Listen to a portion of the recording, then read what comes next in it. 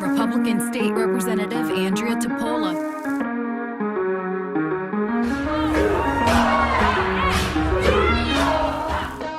The Honolulu City Council race, Andria Tupola. She's going to win outright. Hey, what's up, everyone? I'm Andria Tupola, and this is my first podcast episode. So welcome to Leadership is a Lifestyle. So I started running for office way back in 2014, and I want to tell you how that all began.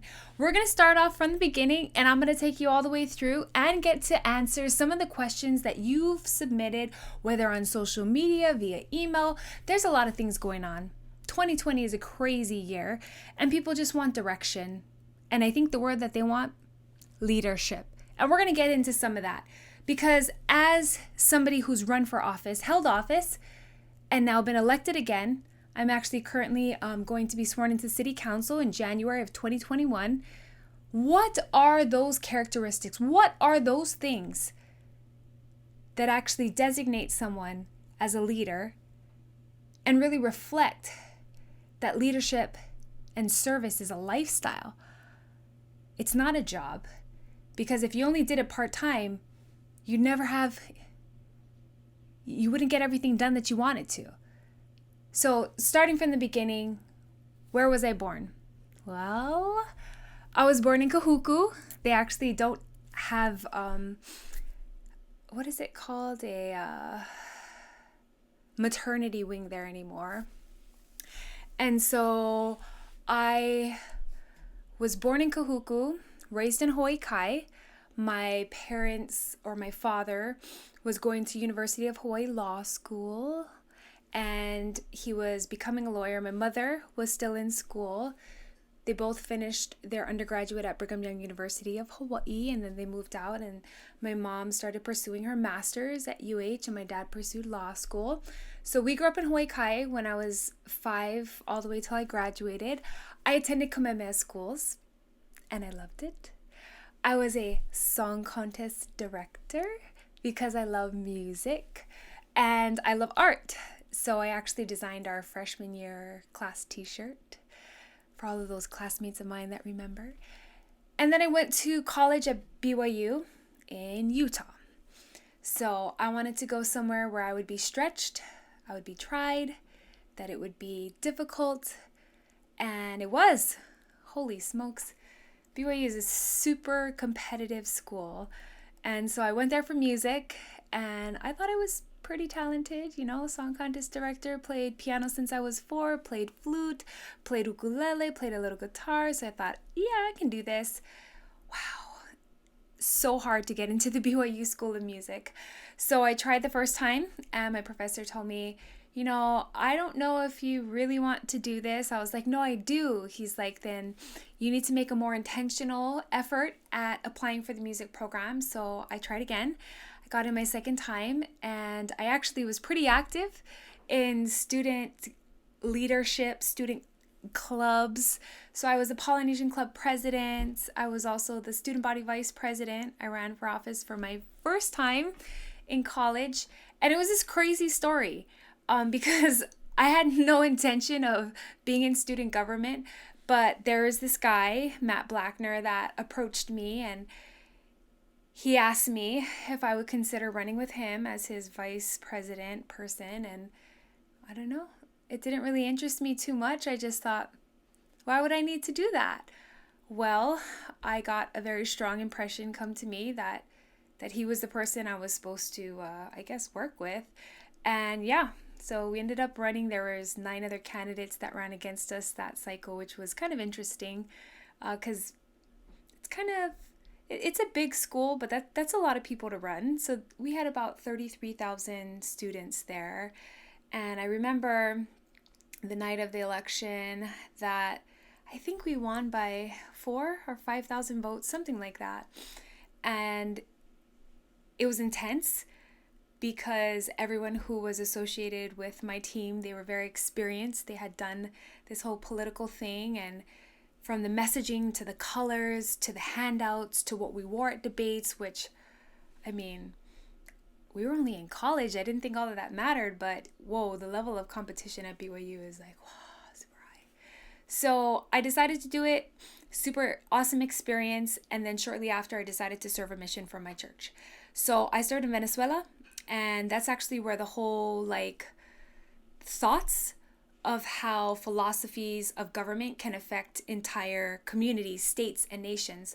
So I decide that I'm going to serve my mission. I get a call. I'm going to go to Venezuela. I don't speak Spanish at the time. And I thought, the heck am I going to do in Venezuela? And so when I went there, it was very intense, because if you've never lived out of the country, living in a place like Venezuela, it'll shock you because just everything's different. So I arrived to Caracas, and when I arrived, we left the airport, and there was just, I think maybe 6 lanes of traffic or 6 lanes on the ground, but there was, I don't know, 8 lanes of cars just weaving in and out, and people dodging cars and running across the highway. And I just remember thinking, holy smokes, so chaotic. And then we arrived into Valencia. So I started off my mission in Valencia, which is another city in Venezuela. And same thing. There was a lot of chaos. And I remember we were going to a stoplight, and the guy who was driving, he was an American, and he was going pretty fast, and the stoplight was getting closer and closer. And I was like, are you going to stop? He said, oh, no. You don't need to stop. You can just honk and then drive straight through a red light. He said, all the laws, they're just suggestions. I was like, are you serious? Am I going to live here? So I started to acclimate to the culture, the people, the customs, the food, and I loved it. I loved everything about it. I learned so much. I did get sick while I was there. I got parasites. It was tough. The level of medicine is different than in the United States. And I remember thinking, wow, the kind of government they run here, they get so many free things. It could be free housing, free education, free medical. At the time, the president was Hugo Chavez, and he was running a socialist platform, and there was a lot of, free things that were being given out to the public. But there was unrest.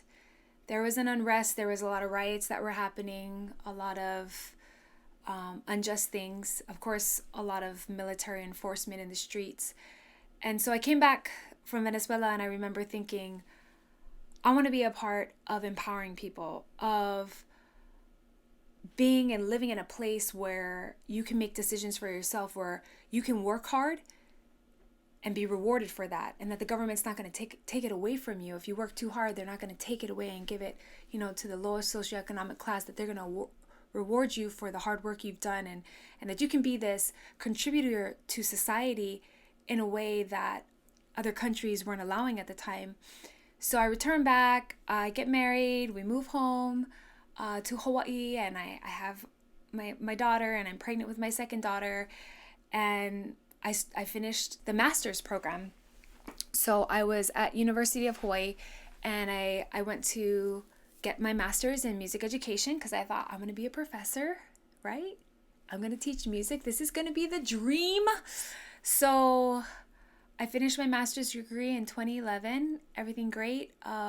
We ended up buying a house in Waianae, and I love it.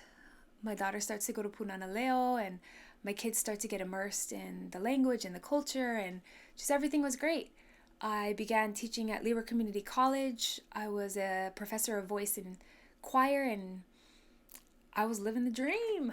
It's everything I wanted it to be.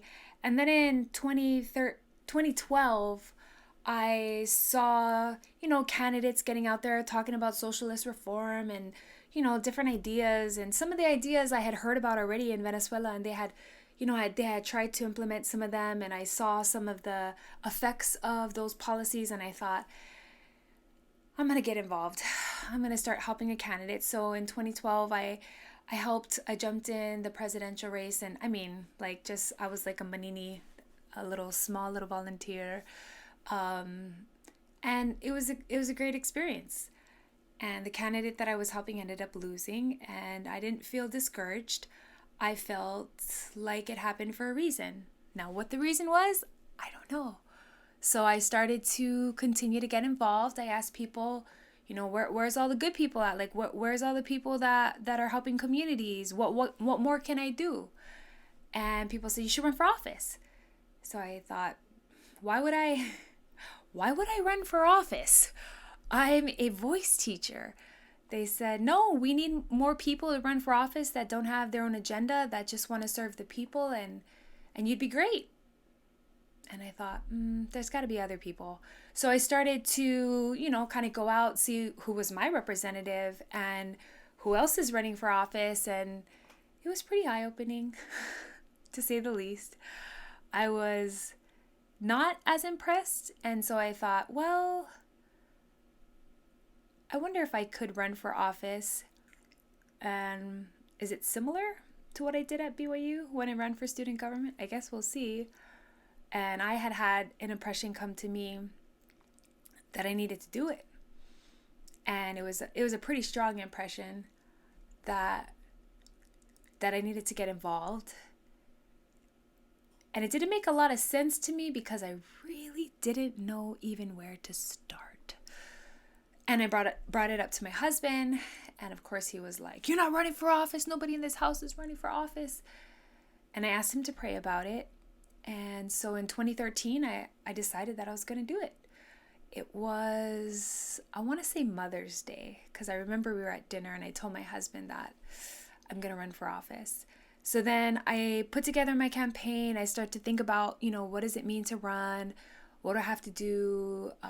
Create a website, raise some money. And I started asking questions to people who had previously held office, who were holding office. And I garnered that what you needed was to raise money and talk to people. So I was like, all right, I think I can talk to people. I don't know about raising money, but I could try.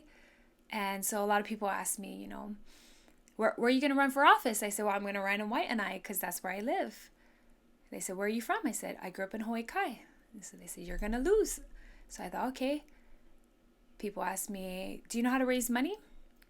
I said, no, I've never raised money before. How much money does it take to run for state house? I got answers between 30, 50,000, and so I thought I could do it. I said, yeah, I think I can do it. They're like, but you've never done it before. You're going to lose. I said, yeah. And then people asked me, what political party are you going to run as? I said, well, I'm going to run as a Republican. And I felt like I resonated with some of the issues, like less taxes, less government, more empowerment, supporting local businesses. And so I decided that that's what I was going to do. People said, but you're going to lose. And then I ran in 2014. So this was the year after I decided. I think I ended with $57,000 that I raised for my first time. And I won the election by, I think it was 54%. And it was great. I won my first time. I unseated an incumbent. She had been in there for 8 years. I really didn't have anything against her, actually. I just thought that if the community would like me to serve, I would like a chance. And if they don't want me to serve, then that's okay. And so after I was elected, I thought, okay, let's get this done. Let's go into the state house and let's clean up, Let's let the people's voices be heard. Let's work very, very hard. And my goodness, what a rude awakening for me. As somebody who's never been involved in government, it does not happen overnight that you can create impactful change. It's this steady course that you have to run. It's this steady, everyday trying, contributing, helping, understanding, listening, building, mentoring, all of these things that had to happen in order for change to be created in Hawaii. And I started to really dig deep and I thought, okay, well, I'm going to start to help recruit other candidates. I'm going to build a candidate academy. I'm going to help to mentor, new candidates that are coming up. If I, as a music teacher, was able to do it, anyone can do it. It takes hard work. It takes some dedication. You got to love your community. So I started to do that. Shortly after 2 years when I ran for my reelection, I became the minority leader. I started to see the need for more voices, for a balanced government, for just, fresh perspective.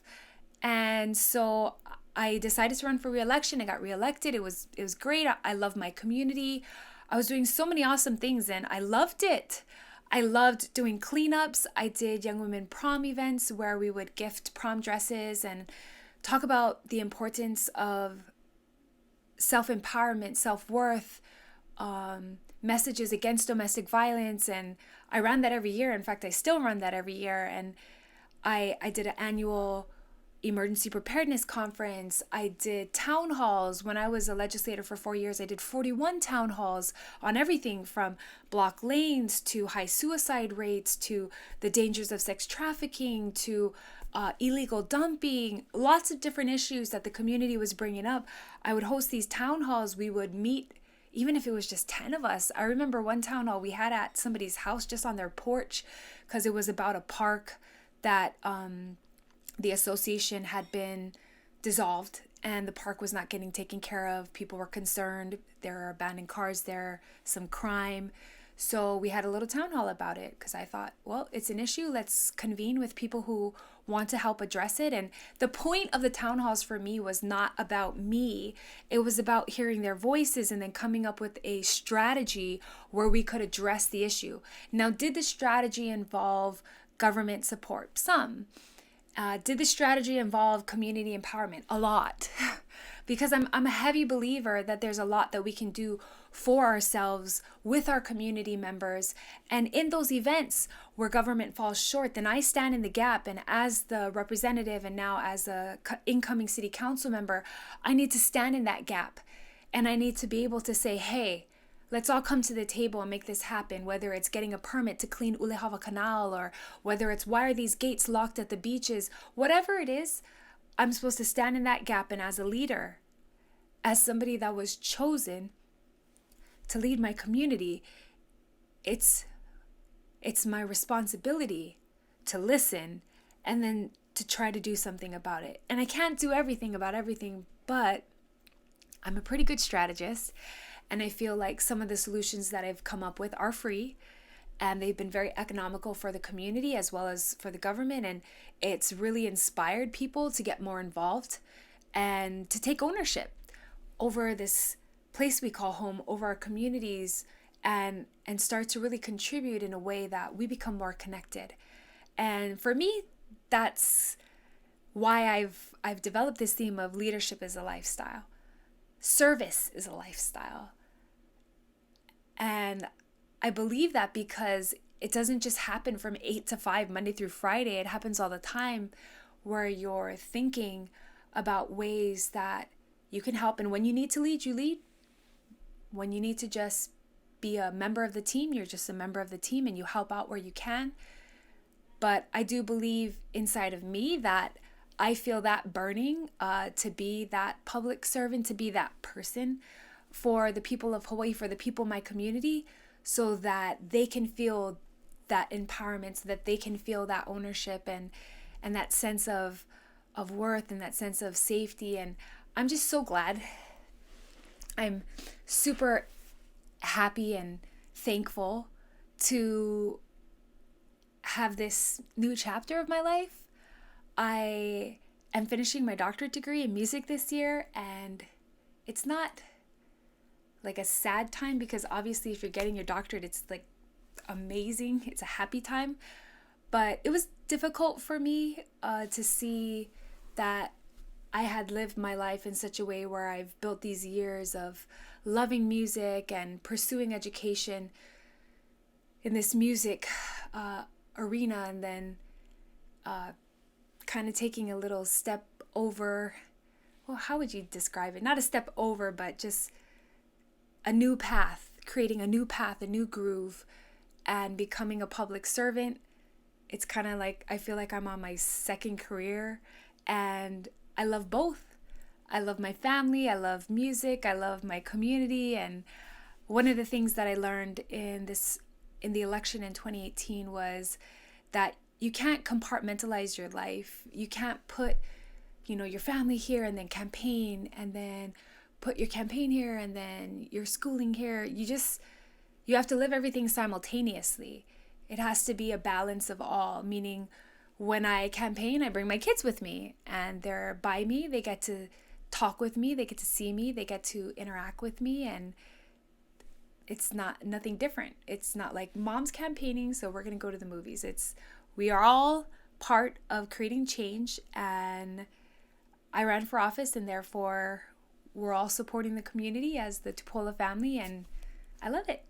So I hope you enjoyed this first podcast, and I'm going to share more with you on the next one and get into some deeper topics of the things that you brought up. But I really wanted you to understand where my heart was and where this philosophy of service is a lifestyle, and that leadership is not a part-time job.